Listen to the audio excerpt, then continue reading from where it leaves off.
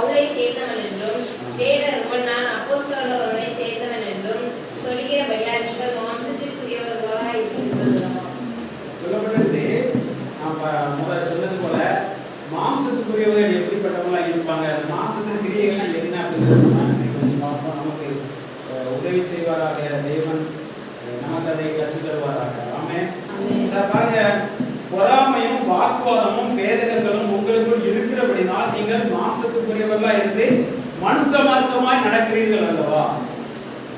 என்ன மார்க்கமாய் நடக்கிறோமா? மனுஷ மார்க்கமாய் நடக்கிறீர்கள். இது எதுக்கு நமக்கு சொல்றாரு? சபைக்கு எழுதும் பொழுது நீங்கள் மனுஷ மார்க்கமா எதுக்கு நடக்கிறீங்க? அப்ப மனுஷனா இருந்தா மனுஷ மார்க்கமா தான் நடப்பாங்க.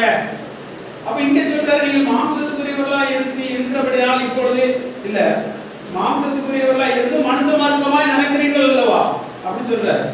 எதனால சொல்றாரு? பொறாமை வாக்குவாதம் வேதகம் உங்களுக்குள் இருக்கிறபடினால் நீங்கள் மாம்சத்துக்குரியவர்களா இருந்து மனுஷ மார்க்கமாய். அப்ப இந்த மாம்சத்துக்குரியவர்கள் மனுஷர்கள் என்னது இருக்கும்? உங்களுக்குள்ள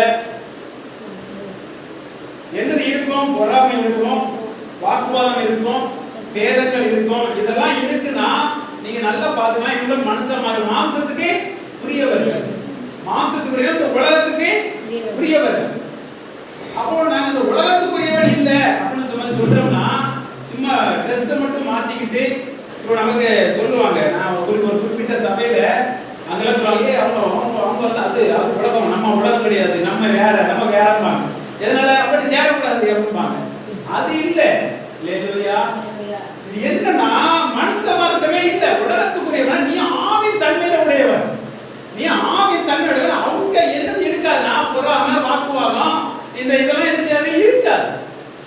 அந்த தன்மையில இருக்கிறவங்க நீங்க புரிஞ்சு கொள்ளுங்க. நீங்க ஆவில நீங்க வளர்ச்சி அடைந்து கொண்டிருக்கீங்கன்னா உங்களுடைய என்னெல்லாம் செயல்படாது, பொறாமை வாக்குவாதம் வேதங்கள் உங்களுக்குள் இருக்காது. அல்லேலூயா. பொறாமைகள் இருக்காது, வாக்குவாதம் பண்றது இருக்காது. ஆமென். நீங்க ஒருத்தன் விட்டு கொடுத்துருவீங்க, ஒருத்தன் பிரச்சனை எல்லாம் பண்ணிருந்தாலும் விட்டு கொடுத்துருவீங்க. எனக்குள்ள சில காரியத்துல நாம ஒரு சில காரியத்தை யோசிச்சு கொண்டிருப்பேன். இப்ப நம்ம எனக்குலாம் இப்ப அந்த எண்ணங்கள் எப்படி இருக்குன்னா அவங்க இஷ்டத்துக்கு எடுத்துட்டு போட்டோம், அவங்க இஷ்டத்துக்கு நினைச்சிடும் செய்யட்டும் அப்படி. ஏன்னா நமக்காக யார் உருவச்சுவாங்க? நமக்காக கர்த்தர் தான் நமக்கு யுத்தம் பண்ணுவார். அல்லேலூயா. வாக்குவாதம் பண்ணுதா பண்ணட்டு, இதை பேசினாங்களா பேசட்டு. மௌனமா இருந்துச்சோம் அப்படின்னா நமக்குன்னு ஒருவருக்கு உன்னை தொடுகிறவர் என் கண்ணை தொடுகிறார். அப்போ இந்த சிந்தைகளை நீங்கள் வளர்ச்சி அடையும் பொழுது நீங்கள் ஒன்றை பார்க்க மாட்டீங்க, உங்களுக்கு கிறிஸ்துவை பார்ப்பீங்க, உங்களுக்கு கிறிஸ்து தங்கி இருக்கிறதை நம்பவே ஆரம்பிப்பீங்க. அப்ப இதெல்லாம் இருந்துச்சுன்னா யார்கிட்ட இருக்குமா? மாம்சத்துக்குரியவர்களாக தான் இருக்குமா? எது இருக்கும்? பொறாமை இருக்கும், வாக்குவாதம் இருக்கும். நீங்க அதை ஒண்ணுல இருந்தே படிச்சு பார்த்தீங்கன்னா ஏக போட்டுருவோம்.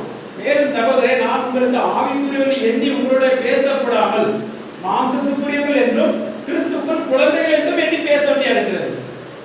சபைக்கு எழுதுறார், உங்களை ஆவிக்குரியவர்கள் நான் எண்ணி பேசல. ஆவிக்குரியவர்கள் பேசுறது நேரமா இருக்கும். நான் உங்களுக்கு முதல்ல சொன்ன பாத்தீங்களா? அது யாருக்கு சொன்னேன்? ஆவிக்குரியவர்கள் சொன்னேன். நீங்கள் யாரு? ஆவிக்குரியவர்கள். ஆவிக்குரியவர்கள் யாரு? மறுபடி பிறந்தவர்கள். அவர்களுக்குள்ளே மாம்சத்தின் கிரியைகள் செயல்பாடுகள் அவர்களுக்குள்ளே செயல்படாது. ஆவின் தன்மை சிந்தைகள் தான் அவங்களுக்கு என்ன செய்யும்? செயல்படும். அதனால அவங்களை எண்ணாம உங்களை எப்படி எண்ணி பேசுறேன்? மாம்சத்துக்குரியவர்கள் எண்ணி உங்களுக்கு சொல்லுகிறேன். ஏன்னா உங்களுக்குள்ள என்ன இருக்கு? நீங்கள் பலன் இல்லாதவர்களானதால், 2ல சொல்லப்பட்டிருக்கு, நீங்கள் பலன் இல்லாதவர்களானதால் உங்களுக்குள்ளே போஜனத்தை கொடாமல் பாலை குடிக்க கொடுத்தேன். இன்னும் நீங்கள் மாம்சத்துக்குரியவர்களா இருந்து இப்பொழுதும் உங்களுக்குள்ளே பலன் இல்லை. ஒரு மனுஷன் மாம்சத்துக்குரியதா இருக்க தட்டி அவங்களுக்கு என்னது இருக்காது? ஆவின் பலன் இருக்காது. மாம்சம் இப்படி இருக்கலாம், மாம்சத்துல வைராக்கியமா இருக்கலாம், ஆவின் பலன் இருக்காது. ஏன்னா அவங்க மாம்சத்துக்குரியவர்களா இருக்க தட்டியும் மனுஷ பலம் தான் இருக்கும். மனுஷ பலத்தை குறித்து வேதம் சொல்லுகிறது, புள்ளி மேலே இருக்கிற பனியை போல இருக்கும். மனுஷ பலம் எப்படிப்பட்டதா இருக்கும்? புள்ளி மேலே இருக்கிற பனியை போல இருக்கும். ஒரு வெயில் அடிச்சுன்னா அந்த பனி நினைச்சாது இருக்கிற இடம் தெரியாது, அப்படி பெய்யும். ஆனா ஆவி பலன் அப்படி இல்லை, அது அழியாமையானது. ஆவி பலன் அழியாமையானது. ஆனா மாம்ச பலம் வந்து காணக்கூடியது, அது அழித்து போகக்கூடியது. மாம்சத்துக்குரிய எல்லாமே என்ன செய்யும்? அழித்து போகும் என்று சொல்லுகிறது. தேவன் நமக்கு சொல்லிருக்க வார்த்தை எல்லாம் அழியாமையானது. அல்லேலூயா. அப்போ இப்போ நீங்க மாம்சத்துக்குரியவர்களே சிலவங்க இப்படி பொறாமை பேசிட்டு இருப்பாங்க, மனசு பார்த்தா கொஞ்ச நாள் என்ன செய்வாங்க? சேர்ந்து ஏற்றுக்கொள்வாங்க. இது எல்லாமே நிச்சயம் இருக்கும். ஆனால் அவர்கள்லாம் யார் என்று வேதம் சொல்லுது? மாம்சத்துக்குரியவர்கள். இந்த மாம்சத்துக்குரியவர்களுக்குள்ள என்ன செய்யும்? பலன் இருக்காது, ஆவின் பலன் இருக்காது. அவங்களுக்குள்ள இருந்தது கிறிஸ்துவை குறித்த எண்ணங்கள் என்ன செய்யாது? ஏன்னா குழந்தை தன்மையில இருப்பாங்க. நீங்கள் மாம்சத்துக்குரிய இயேசுவை ஏற்றுக்கொள்ளும் நீங்கள் மாம்சத்துக்குரியவர்களா இருந்தால் நீங்கள் குழந்தையாகவே இருப்பீர்கள். நீங்கள் குழந்தையாகவே இருப்பீர்கள் என்றால் இப்படிப்பட்ட மேலான வார்த்தைகளை உங்களால் ஏற்றுக்கொள்ள முடியாது. ஒரு குழந்தைக்கு போய் நல்ல சோறையும் இறைச்சிகளையும் கொடுக்க முடியுமா? குழந்தை கொடுக்க முடியாது. அந்த குழந்தைக்கு பால் தான் கொடுக்கணும். அந்த குழந்தைக்கு லகுவான உபதேசம் தான் கொடுக்கணும். தேவனுடைய இப்படியே பண்ணி இப்படியே இப்படிலாம் ஜோமணி இப்படியே நீ மாம்சத்துக்குரியபடி பேசணும். நேற்றைக்கு நான் ஒரு அங்க திருவிழா நடக்குது. திருவிழாவில் சமய மாநாடு ஒரு அரை மணி கொஞ்ச நேரம் பேசுவாங்க. அதுல ஒரு வேற இதுல அவங்க பேசுறாங்க. ஒரு நியாயப்பிரமாணத்துக்கு போதல எப்படி பேசுவாரோ அப்படியே பேசினாங்க. பாவத்தை குறித்து பேசினாங்க. பாவம் எப்படி வருகிறது? நீங்கள் இப்படி தாய் தகப்பனை கீழ்ப்படியாது அப்படின்னா உங்களுக்குள்ளே பாவம் வருகிறது. நீங்கள் இப்படி தீமை செய்கிற அப்படின்னா உங்களுக்குள்ளே பாவம் வருகிறது. இதேதான் சர்ச்சிலும் பேசுறோம், இதேதான் சபையிலும் பேசுறோம். அப்போ கிறிஸ்துவ என்னது எப்படி வந்தால் கிறிஸ்துவுக்கு எங்களுக்கு சம்பந்தமே இல்லையே. இதே தான் நீங்கள் என்ன சொல்றீங்க? இப்படி எல்லாம் நடக்கிறதுனால உங்களுக்குள்ளே பாவம் இருக்கிறது அப்படின்னு சொல்றோம். ஆனால் கிறிஸ்துவை ஏற்றுக்கொண்டவங்களே அதை தான் சொல்றோம். உங்களுக்கு பாவம் இருக்கிறது, பாவம் இருக்குது, நீங்க மனம் திரும்புங்க. பாவம் இருக்குது, இந்த பொருளா மட்டும் விளக்குங்க. இதெல்லாம் நீங்க செஞ்ச அப்படின்னா உங்களுக்கு பாவம் இருக்குது அப்படின்னு சொல்றோம். நான் அவர் பேசுறதை கவனிக்கிறேன். நியாயப்பிரமாணத்தின் போதகர்கள் எப்படி பேசுவாங்களோ அப்படியே அவர் பேசினார். ஆனால் கிறிஸ்துவுக்குரியவர்கள் வேறுமானவர்கள். அவர்கள் பாவத்துக்கு சம்மதம் இல்லாதவர்கள், அவர்கள் ஆவிக்குரியவர்கள், அவர்கள் மறுபடியும் பிறந்தவர்கள். அவர்கள் தான் திருச்சபைக்கு சொந்தக்காரர்கள். அவர்கள் தான் சரீரத்துக்கு, கிறிஸ்துவின் சரீரத்துக்கு சொந்தக்காரர்கள். நீங்க எல்லாம் அவருடைய சரீரமா இருக்கிறீங்க. பாவ சரீரம் உங்களுக்குள் இல்ல, நீங்க கிறிஸ்துவின் சரீரமா இருக்கிறீங்க. ஆமென். அதை ஏற்றுக்கொள்ளுகிறவர்களுக்கு அது கிரியைகளை நடப்பிக்கிறது. அதாவது அவங்க சொன்னது உலகத்துக்குரியவர்களுக்கு கரெக்ட். அதனாலதான் யோவான் 17 சொல்வார், ஆவியானவர் ஒருவனுக்கு பாவத்தை குறித்தும் நீதியை குறித்தும் கண்டித்து யார் உணர்த்துவார்? உலகத்துக்கு கண்டித்து உணர்த்துவார். அல்லேலூயா. உலகத்துக்குரியவர்களுக்கு பாவத்தை குறித்தும் நீதியை குறித்தும் நியாய தீர்ப்பை குறித்தும் கண்டித்து உணர்த்துவார், உலகத்துக்கு உணர்த்துவார். நீங்கள் உலகத்துக்குரியவர்களா இருந்தால் அவங்க சொல்றது கரெக்ட். நீங்கள் உலகத்துக்குரியவர்கள் அல்ல, நீங்கள் வானத்துக்குரியவர்கள். அல்லேலூயா. வானத்துக்குரியவர்களுக்கு ஒன்று வார்த்தை வேற, உலகத்துக்குரியவர்களுக்கு வார்த்தை வேற. நீங்க அந்த யோவான் 14 அதை படிச்சு பார்த்தா கீழே தெளிவா போட்டிருக்கோம். இயேசுதான் நீதி அப்படின்னு சொல்லப்பட்டிருக்கோம். அவர் பேசுறதுனா நியாயத்தை குறித்து பேசுகிறார். அப்போ பாருங்க சொல்லுங்க, நீங்க பலனீங்களாதவர்களா உங்களுக்கு போஜனத்தை கொடுக்காமல் பாலை குடிக்க விட்டு இன்னும் நீங்க மாம்சத்துக்குரியவர்களா இருக்கிற அப்படினால் இப்பொழுதும் உங்களுக்குள்ளே பலன் இல்லை. அந்த மாம்சத்துக்குரியவர்களா இருக்கிற வரைக்கும் ஆவின் பலன் நமக்குள்ள செயல்படாது. இந்த வார்த்தைகள் நீங்க மாம்சத்துக்குரியவர்களா இருப்பீங்கன்னா இந்த வார்த்தைகள் உங்களுக்கு பிரயோஜனப்படாது. நீங்க மாம்சத்துக்குரியவர்கள் இல்லை என்பதை நீங்கள் உணர்ந்து கொள்ளும் பொழுதுதான் இந்த வார்த்தை உங்களுக்கு பலனாக இருக்கும். இந்த வார்த்தையை கேட்கும்போது ஆர்வமாக இருக்கும். இந்த வார்த்தைக்கும் நான் இந்த கிருபையின் வார்த்தைகளை கேட்டு தாகமா இருப்பேன். நீங்க கிருபையின் வார்த்தைகளை பேசுவேன், ஆவின் தன்மையின் வார்த்தைகளை பேசுவாங்கன்னு ஆவலோடு எதிர்பார்ப்பேன். அல்லேலூயா, அல்லேலூயா. கிறிஸ்துவின் அன்பான கிறிஸ்து நமக்காக என்ன செய்கிறார்? நீங்க ஆவிக்குரியவர் என்று உங்களை சொல்லுகிறேன் என்று இது உங்களால் உண்டானது அல்ல, இது இயேசு கிறிஸ்துவால் உண்டானது. இதை விசுவாசிக்கிறீர்கள், அந்த தன்மை உங்களுக்குள் செயல்பட ஆரம்பிக்கும். இது எந்த மனிதனாலும் செயல்பட முடியாது. எந்த மனிதனும் கிறிஸ்து இல்லாம ஆவில பிறக்க முடியாது. அல்லேலூயா. அது கிறிஸ்து ஒரு மனுஷனுக்கு எப்படி, ஒரு மாம்ச மனுஷனுக்கு எப்படி ஒரு கணவன் மனைவி இல்லாமல் குழந்தை வராதோ அதே போல கிறிஸ்து இல்லாமல் ஆவில பிறக்க ஒருவனாலும் முடியாது. அல்லேலூயா. அந்த சந்ததி கிறிஸ்துவின் சந்ததி என்று எழுதப்பட்டிருக்கிறது. அது எந்த பக்தினாலும் வராது, எந்த சக்தினாலும் வராது. கிறிஸ்து என்கிற ஒரே அவர் பிறக்கப்படுகிற அவர் வம்சமாகவே நாம் இருக்கிறோம். அந்த வம்சம் தான் ஆவின் வம்சம். அந்த வம்சத்துக்கு தான் அவர் சொல்ற அழியாமை குறித்து பேசுகிறார். அல்லேலூயா. ஏன்னா அந்த வம்சம் உலகத்துக்குரியவன் அல்ல.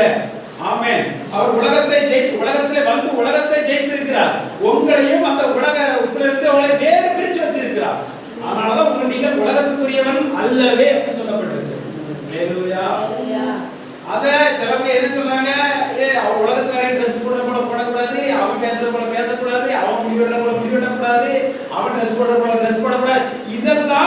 வெளியரங்கமானது. ஆனால் உள்ள நாம் எப்படி இருக்கிறோம்? உள்ள நாம் மறுபடியும் பிறந்திருக்கிறோமா? உள்ள நாம் ஆவின் தன்மை உடையவனா இருக்கிறனா? உள்ள எனக்கு ஒரு கிறிஸ்து இருக்கிறார் என்று நாம் விசுவாசிக்கிறோமா? அதுதான் உண்மையானது. ஹalleluya. இந்த வெளியரங்கமான சுவாடிப்பெல்லாம் மாறிக்கிட்டே இருக்கும். வெளியரங்கமா நம்ம சுவாடிக்கிறோம் பாருங்க, அவங்க உலகத்தார இதை செஞ்சு நாம இதை செய்யக்கூடாதுன்னு நினைக்கிறாங்க, அது மாறிக்கிட்டே இருக்கும். உள்ள எப்படி இருக்கிறது தான் உங்களுக்குள்ள வேலை செய்யணும். உங்களுக்கு உள்ள சுத்தப்படுத்தணும். வரிசை பக்தி இருந்துச்சு. என்ன பக்தி? வெளியரங்கமான பக்தி. உள்ள என்ன செய்யலாம்? இல்ல. உள்ள கோபம், வைராக்கியமும், எரிச்சலும், பகையும் உள்ள இருக்குது. அதனாலதான் சொல்ற வெள்ளை அடிக்கப்பட்ட கல்லறைகளே அப்படின்னு சொல்ற. நாம் வெளியரங்கமான சில காரியங்களை நம்ம செஞ்சா நம்ம பக்தி உள்ளவரா இல்ல. உள்ள உங்க சிந்தை எப்படி இருக்கிறது? உங்க நினைவுகள் எப்படி இருக்கிறது? கிறிஸ்துவுக்குள்ள நீங்க வந்திருக்கீங்கன்னா கிறிஸ்துவுக்குரிய நம்பிக்கை, உங்க மேல உள்ள நம்பிக்கை எப்படி இருக்கிறது? அது உங்களுக்குள்ளதான் செயல்படும். விசுவாசம் உங்களுக்குள்ளதான் செயல்படும். ஹalleluya. தேவனை நீங்கள் நினைக்கிறது, தியானிக்கிறது உங்களுக்குள்ளதான் செயல்படும். அந்த உள்ள எவ்வளவாய் செயல்படுதோ அது வெளியரங்கமாய் மாறும். ஹalleluya. உள்ள ஆவில எப்படி நீங்கள் வளர்ச்சி அடைகிறீர்களோ அது அந்த தன்மையை வெளிப்படுத்தும். அது உள்ள மறைஞ்சு இருக்காது. நீங்க உள்ள எதையுமே செய்யாம வெளியே எல்லாம் செஞ்சுட்டு இருந்தீங்கன்னா ஒண்ணுமே நடக்காது. ஹalleluya. அது குறிப்பிட்ட நாட்களே இருக்கும், வேஷம் கலைந்து போகும். ஒரு பாட்டு, ஒரு நாடகம் முடியும் நேரம் இது, வேஷம் கலைந்து போகிற நேரம் இது அப்படின்னு சொல்றோம். வேஷம் என்ன செய்யுது? கலைந்து போகிறது. அது நம்ம வேஷம் போட கர்த்தர் வைக்கல. சிலுவை நாள் நம்மளை மறுபடியும் பிறந்திருக்கிறார் என்பதை அவர் உறுதித்தன்மை காட்டுகிறார். நீங்கள் இப்பொழுது அந்த வம்சத்திலே இல்ல, உலகத்தின் வம்சத்திலே இல்ல. ஹalleluya. இத நீங்க எங்க இருக்கணும்? உள்ள இருக்கணும். இந்த உள்ள நீங்கள் நினைக்கிறதுனால வருகிற பக்தி மிகப்பெரிய பக்தியா இருக்கும். அதுதான் ஆவின் பக்தி. ஹalleluya. அது மாம்ச பக்தி இல்ல. இந்த வெளியரங்கமா போடுற பாருங்க, இது மாம்ச பக்தி. ஆனா தேவன் விரும்புகிற பக்தி என்ன பக்தினா ஆவின் பக்தியை விரும்புகிறார். உள்ள எப்படி இருக்கிறீர்கள்? உள்ள என் வார்த்தையை எப்படி கடப்படுத்துகிறீர்கள்? உள்ள என் வார்த்தையை நீங்கள் தரித்திருக்கிறீர்களா என்பதை தான் அவர் பார்க்கிறார். ஹalleluya. உன் இருதயத்துல என் வசனத்தை நம்புறியா? நான் உன்னை பத்தி இப்படி சொல்றேனே நம்புறியா? உனக்காக நான் இதெல்லாம் செய்தேனே அதை நீ நம்புறியா? உனக்காக நான் அவமானமானேனே, உனக்காக நான் நிர்மூலமானேனே, உனக்காக கைகளில் அடிக்கப்பட்டேனே இதை நீ நம்புறியா? அது வெளியரங்கமாய் வராது, உள்ளதான் வரும். ஹalleluya. வெளியே நான் கிறிஸ்தவன்னு பேசிட்டே உள்ள எதுவுமே தெரியும்னா அவன் வேஷம், அது நிற்காது. ஹalleluya. அது மணல் மேல கட்டப்பட்ட வீடாக இருக்கும். அது ஒரு பிரச்சனை வரதுன்னு தெரிஞ்சிடும். உள்ள அது நிற்கவே செய்யாது. ஆனால் பாறையிலே கட்டப்படாம பாருங்க, அது யாரு? வார்த்தையை தரித்து உள்ள தரித்து வாழ்கிறவன், வசனத்தை உள்ள வாங்கி அதுதான் நான் என்று வாழ்கிறவன். அவன் எந்த புயல் அடிச்சாலும் அசைக்கப்படவே மாட்டான். ஹalleluya. நீங்க இப்படி இருப்பீங்கன்னா உங்க வாழ்க்கை எந்த புயல் போல வந்தாலும் நீங்கள் எதுக்கும் அசைய மாட்டீங்க. ஏன்னா கண்மேலே மேல் கட்டப்பட்ட வீடாய் நீங்கள் இருக்கிறீர்கள். ஹalleluya. உங்களுக்குள் இருக்கிறவர் மகா பெரியவராய் இருக்கிறார் என்பதை நீங்கள் அறிந்திருக்கிறீர்கள். உங்களுக்காய் வழக்காடுகிறவர் மகா பெரியவராய் இருக்கிறார் என்பதை நீங்கள் அறிந்திருக்கிறீர்கள். ராஜாக்களை ஆளுகை செய்கிறவராய் இருக்கிறார் உங்களுக்கு. ஹalleluya. அந்த ஆவின் பிறந்திருக்கிறோம். அது உள்ளான காரியங்களை கிரியைகளை செய்யும். இன்னொரு வசனத்தை பாருங்க, 1 கொரிந்தியர் 7:23, 7வது அதிகாரம் 23வது வசனம். நீங்கள் கிரயத்திற்கு கொல்லப்பட்டீர்கள், மனுஷர்களுக்கு ஆகாதிருங்கள். நீங்க யாருக்கு அடிமையாவாதீங்க? மனுஷர்களுக்கு அடிமையாகாதீங்க. எதுக்காக? நீங்கள் கிரயத்திற்கு கொல்லப்பட்டீர்கள். இப்ப நீங்க மனுஷருக்குரிய அந்த அதுல நீங்க அடிமையாக ஆகாதீங்க. நான் மனுஷத்தன்மை என்று உங்களை நீங்கள் அடிமைப்படுத்திக் கொள்ளாதீங்க. ஹalleluya. நீங்கள் மனுஷத்தன்மையில் இல்லை, நீங்கள் அதிலிருந்து விலை கொடுத்து வாங்கப்பட்டு நீங்கள் ராஜாவின் பிள்ளையாக இருக்கிறீர்கள். நீங்கள் வேறு பிரிக்கப்பட்டிருக்கிறீர்கள். நீங்கள் வேறு மனுஷனாய் மாறினீர்கள். ஹalleluya. நீங்கள் ஆவின் மனுஷனாய் மாறினீர்கள். நீங்கள் ஆவின் மனுஷனாய் இருக்கிறீர்கள். ஹalleluya. நீங்கள் உலகத்தின் மனுஷனாய் இல்ல, இப்போ மரித்த மனுஷனாய் இல்ல, ஜீவன் உள்ளவனாய் நீங்கள் இருக்கிறீர்கள். ஏனென்றால் அவர் உங்களை விளக்கரை கொடுத்த ஜீவனால் உங்களுக்கு விளக்கரை கொடுத்து வாங்கி அவருடைய ஜீவனை உங்களுக்கு தந்திருக்கிறார். அந்த மனுஷன் ஜீவன் இல்லாத மனுஷன், இந்த மனுஷன் ஜீவன் உள்ளவர். ஹalleluya. அவர்தான் ஆவியின் மனிதன். அதுதான் நீங்க. ஹalleluya. அதுதான் நீங்க. இதை நீங்கள் விசுவாசித்து நீங்கள் உள்வாங்கி நான் ஆவியின் மனிதனுக்குள்ளே ஜீவன் இருக்கிறது என்று சொன்னால் உங்கள் ஜெபங்கள் வல்லமை உள்ளதா இருக்கும். உங்கள் வார்த்தை வல்லமை உள்ளதா என்றால் அது ஜீவன் உங்களுக்குள் வேலை செய்யும். அது இல்லாம நீங்கள் என்னத்தான் நீங்க, அதனால ஒரு வசனம் சொல்லும், வேதத்தை கேளாத ஜெபம் கர்த்தருக்கு அருவருப்பானது. வேதத்தை கவனிக்காம கேட்காம நீங்க என்னத்தான் ஜெபம் பண்ணுங்க, அது தேவனுக்கு பிரியமா இருக்காது. ஹல்லேலூயா. ஜீவன் இல்லாத, இப்போ நம்மளை விட வேற பக்தி உள்ளவங்க கடவுளுக்கு எண்ணிக்கிட்டு என்னெல்லாமோ அவங்க செய்யறாங்கல்ல, என்னெல்லாமோ பண்றாங்கல்ல, என்னெல்லாம் பண்றாங்க, அவங்களுக்கு ஒரு திருப்தி இருக்குதா? இல்ல. ஏன் அவங்களுக்குள்ள ஜீவன் அவங்களுக்குள்ள இல்ல. நாம் வேதத்தை கேட்கும் பொழுது நமக்குள்ள ஜீவன் தங்கி இருக்கிறதை நாம் விசுவாசிக்கிறோம். நமக்குள்ள நாம் வேத மனுஷனா இருக்கிறதை விசுவாசிக்கிறோம். நாம் தேவனுடைய பிள்ளையா இருக்கிறோம் என்பதை விசுவாசிக்கிறோம். ஆனபடினால் நம்முடைய ஜெபம் விலையேற பெற்றதா இருக்கும். நாம் பேசுகிற வார்த்தை ஜீவன் உள்ள வார்த்தையாக இருக்கும். அதனாலதான் அந்த என்னை விசுவாசிக்கிறவங்கள ஜீவ ஊற்று நதிகளாக பாயும். என்னை விசுவாசிக்கிறவங்கள பாயும். என்ன விசுவாசம்? அவர் என்னை மறுபடியும் பிறக்க பண்ணியிருக்கிறார். நான் இந்த உலகத்துக்குரியவனாக இல்லை, வேறு நான் இருக்கிறேன் என்பதை மனுஷ மாத்திரமாக நீங்கள் கிரயத்துக்கு கொள்ளப்பட்டீர்கள். மனுஷர்களுக்கு அடிமைகளாக இருங்கள். ஒரு மனுஷன் உங்களுக்கு எதுமா சொல்றாங்க, அதுக்கு நீங்க அடிமை ஆகாதீங்க. ஏன்னா மனுஷனுக்குரியதே மனுஷர்களுக்கு சரியா போகும்.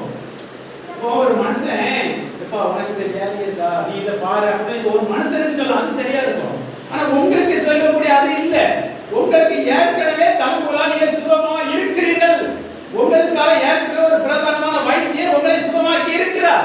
நீங்கள் அதை அழித்து கொண்டீர்கள், நீங்கள் சுகமாக்கப்படுவீர்கள். ஆனா உலகத்தார்கள் அதை அறியாதபடினால் அவர் மனுஷன் சொல்றதை கேட்கொண்டே இருக்கிறது. ஆனா நீங்க உங்களுக்கு செய்து முடிக்கிறது நீங்கள் அழித்திருக்கிறபடினால் உங்களுக்கு வேற மாதிரி நடக்கும். அப்போ நீங்க அதுக்கு என்ன செய்யுங்க, அடிமையாக